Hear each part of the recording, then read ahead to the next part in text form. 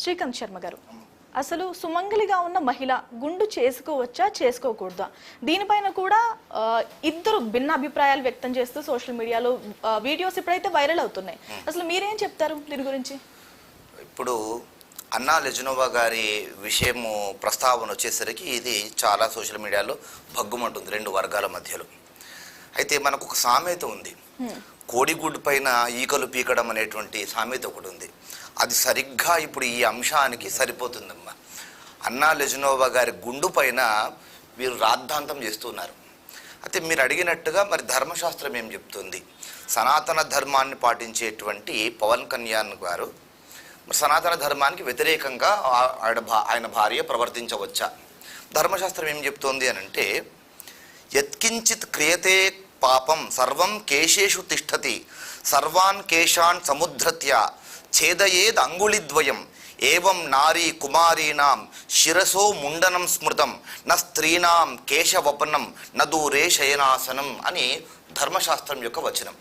ఈ ధర్మశాస్త్రాన్ని అనుసరించి స్త్రీలు అంటే సుమంగలిగా ఉన్నటువంటి స్త్రీలు, కన్యలు, వీళ్ళెవరు కూడా పూర్తిగా వపనము అంటే గుండు చేసుకోకూడదు అని ధర్మశాస్త్రం చెప్తుంది. ఎందుకు? ఇప్పుడు జనరల్గా మనము పుణ్యక్షేత్రాలకు వెళ్ళినప్పుడు గుండు చేసుకుంటూ ఉంటాం.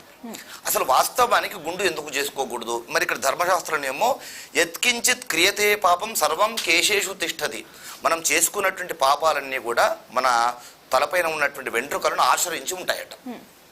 సర్వాన్ కేశాన్ సముద్రత్య ఛేదయేద్ అంగుళిద్వయం, 2 అంగుళాలు మాత్రమే తల జుట్టు ఎత్తి పట్టుకొని 2 అంగుళాలు మాత్రమే కత్తిరించి స్త్రీలు సువాసినులకు ఇవ్వాలని ధర్మశాస్త్రం చెప్తుంది. అయితే ఇప్పుడు పుణ్యక్షేత్రాలకు వెళ్ళినా కానీ పూర్తిగా గుండు చేసుకోవడం మగవాళ్ళు. వాస్తవానికి ఈ గుండు చేసుకోవడం అనేటువంటి పుణ్యక్షేత్రాలకు వెళ్తే మాత్రమే కాదు, ఇంట్లో తల్లిదండ్రులు మరణించినప్పుడు కూడా కర్మ చేసేటువంటి పిల్లలు ఈ గుండు చేసుకోవడం. ఎందుకు అక్కడ గుండు చేసుకుంటున్నారు, దర్శనానికి వెళ్లే ముందు గుండు చేసుకుంటున్నారు, ఇక్కడ గుండు చేసుకుంటున్నారు అని అంటే, ఎందుకు గుండు చేసుకోవాలి అని అంటే, సర్వాన్ కేశాన్ పాపాన్ కేశాన్ ఆశ్రయితి అంటారు.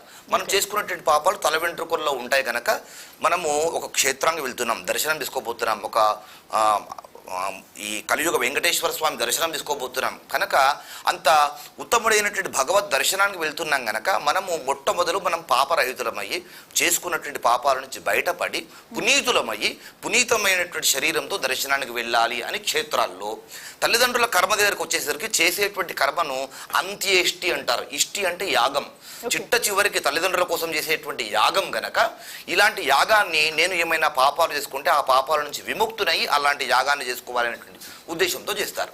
అయితే ఈవిడ ఇక్కడ గుండు చేసుకునేటువంటి సరికి శాస్త్రమేమో సుమంగళిలు చేసుకోకూడదు అని అంటున్నారు. కానీ స్థల పురాణానికి వెళ్ళేసరికి అక్కడ వెంకటేశ్వర స్వామి క్షేత్రం, తిరుమల క్షేత్రము, వెంకటేశ్వర స్వామి యొక్క ఆ క్షేత్రంలో అక్కడ ఎవరు వెళ్ళినా సరే స్త్రీల, కన్యల, బాలుల, వృద్ధుల, మగవాళ్ళ అనేటువంటిది ఏమీ సంబంధం లేదు. అక్కడికి వెళ్ళిన ప్రతి ఒక్కరూ కూడా, ఎందుకంటే పాపాలు కేశాలను ఆశ్రయించి ఉంటాయి కనుక పాపరహితులయ్యి వెళ్ళాలి అనేటువంటి ధర్మశాస్త్రం చెప్తుంది కనుక అలా గుండు చేసుకోవడము క్షేత్రం దృష్టిలో ఆ స్థల పురాణాన్ని దృష్టిలో పెట్టుకుని అక్కడ గుండు చేసుకోవడం అనేటువంటిది ఎంత మాత్రం తప్పు కాదు. ఒక వర్షన్. రెండవది ఏంటంటే, ఇప్పుడు మొట్టమొదటి గుండు ఎందుకు చేసుకుంటున్నాము క్షేత్రంలోనైనా ఎక్కడైనా కానీ అంటే, ఎవరికైనా కానీ అందంగా కనిపించాలి అని అంటే మొట్టమొదటి జుట్టు, ఆ శరీరానికి ఆ తలకు మంచిగా జుట్టు ఉందనుకోండి చాలా అందంగా కనపడతారు. అదే పూర్తిగా జుట్టు లేకుండా ఉంటే కనుక శరీరం మీద వ్యామోహాన్ని ఒక విధంగా వదిలేసుకోవడం అన్నమాట. ఆవిడ అంత చక్కగా మీరు అన్నట్టుగానే బిడ్డ కోసం, బిడ్డ బాగుపడితే తను తలనీలాలు సమర్పించాలి అని అనుకుంది కనుక ఆ బిడ్డ క్షేమంగా ఉన్నాడు కనుక ఆమె ఒక డిక్లరేషన్ ఇవ్వడం అనేటువంటిది జరిగింది. నేను పూర్తిగా సనాతన ధర్మాన్ని నమ్ముతున్నాను, వెంకటేశ్వర స్వామి మీద నమ్మకం ఉంది నాకు అనేటువంటి ఆమె డిక్లరేషన్ ఇచ్చి ఆ తర్వాత సనాతన ధర్మాన్ని పాటిస్తూనే దేవదర్శనానికి వెళ్ళడానికంటే ముందే చక్కగా గుండు చేసుకొని తలనీలాలు సమర్పించి అన్నప్రసాదం వితరణ చేసి అలా వెళ్ళడం అనేటువంటి జరిగింది కనుక ధర్మశాస్త్రం చెప్తున్న దానికంటే కూడా అక్కడ స్థల పురాణం చాలా ప్రాధాన్యతతో కూడుకున్నటువంటిది కనుక అన్నా లెజనోవా గారు చేసినటువంటి ఈ విషయంలో ఎవరు కూడా ఆమె ఒక స్త్రీ అండి, ఒక స్త్రీ మీద ఇంతగా అసలు మాట్లాడుకోవడానికి మనకు దేశంలో ఇంక సమస్యలు లేవా అండి? అసలు అన్ని సమస్యలు వదిలిపెట్టి ఒక స్త్రీ మీద, అది కూడా ధర్మానికి సంబంధించి ఆమె ఆచరించినటువంటి విధానాన్ని పట్టుకొని ఇంతగా కానీ ఈ సందర్భం కూడా వేరు శర్మ గారు. అంటే పాలిటిక్స్ కి సంబంధించిందో లేదంటే పర్సనల్ కి సంబంధించిందా అంటే మాట్లాడినా తప్పలేదు. కానీ ఒక తన కొడుకు కోసం, కొడుకు కోసం ఆ సందర్భంలో చేసుకున్నది కూడా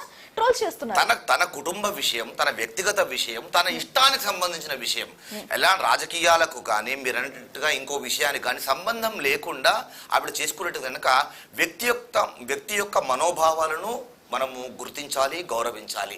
అందున ఒక స్త్రీ, అందున ఒక బిడ్డ కోసం ఆరాటపడుతున్నటువంటి స్త్రీ కనుక ఆమె చేసినటువంటిది 100% అది ఒప్పుకోదగినటువంటి విషయమే. అందులో ఎంత మాత్రం కూడా ఆమెది తప్పు లేదు. ధర్మానికి వ్యతిరేకంగా చేసింది అనడం ఎంత మాత్రం కూడా సమంజసం కానే కాదు. 100% పాళ్ళు అన్నా లెజినోవా గారు చేసినటువంటిది రైట్ అండి. కార్తిక్ గారు, మీ వర్షన్ ఏంటి? మేడం, అయితే శ్రీమతి పవన్ కళ్యాణ్ గారు వారు మరి వెంకటేశ్వర స్వామి గారి దగ్గర తలనీలాలు ఇచ్చిన దానిపైన శాస్త్రం గురించి, వారి భక్తి గురించి నేనేం మాట్లాడాను. ఎందుకంటే ఇట్స్ లైక్ డిప్లొమాటిక్స్, అంటే కరెక్ట్ ఉంటుంది, రాంగ్ ఉంటుంది. ఇంతకుముందు పెద్దలు కూడా చెప్తూ సనాతన అంటే ధర్మశాస్త్రంలో ఇలా ఉంది, స్థల పురాణంలో ఇలా ఉంది, దాని కార్యాన్ని బట్టి ఉంటుందని. So everything is and based on ఆ సందర్భాన్ని బట్టి బేస్ అయి ఉంటుంది. కాబట్టి నేను భక్తికి సంబంధించిన విషయాలను నేనేం టచ్ చేయను. ఎందుకంటే మరి వారు తలనీలాలు ఇస్తాను అన్నప్పుడు మరి ఏ విధంగా ఇస్తానన్నారు? పూర్తిగా ఇస్తానన్నారా, లేకపోతే ధర్మశాస్త్రం ప్రకారం ఇస్తామన్నారా, ఎలా ఇస్తామన్నారు మనకు వారు చెప్పలేదు. కాబట్టి నేను ఆ విషయాల జోలికి వెళ్ళకుండా అదే అంటారు. నేను కూడా ఆ విషయాల జోలికి వెళ్ళను. నేను వారు ఎలా అనుకున్నారో నాకు తెలీదు. ఎందుకంటే వారు ఫస్ట్ ఆఫ్ ఆల్ మన దేశానికి సంబంధించిన వ్యక్తి కాదు. ఓకే, మంచిది, మన దేశానికి వచ్చారు, మన దేశంలో ఒక వ్యక్తిని నమ్మి వారు ఇక్కడ ఉంటున్నారు. I appreciate her. సో నేను అందుకని తన విషయంలో నేనేం జోక్యం చేసుకోను. కానీ నేను మొట్టమొదటిగా నా అబ్లిగేషన్ ఏం చెప్తా అంటే, వారు చేసుకున్నారు కదా, ఏమైంది, చేసుకుంటే ఏమైంది? వారి కుమారుడి కోసం వారు చేసుకున్నారు. ఏమైనా ఆంధ్రప్రదేశ్ రాష్ట్రం మొత్తం, మా రాష్ట్రం అంతా బాగుపడిపోవాలని చేసుకున్నారా, లేకపోతే దేశం ఏమన్నా ఇది రావాలని చేసుకున్నారా? ఏం లేదు కదా. అట్లా ఎందుకు ఇంత అవసరం ఏముంది అంటే, వీళ్ళు ఫస్ట్ వాళ్ళేం అంటే ఆ రాష్ట్రంలో వాళ్ళేం చేసుకున్నారో, ఎందుకు రచ్చ చేసుకున్నారో ఆ రాజకీయాల గురించి కూడా నేను వెళ్ళను.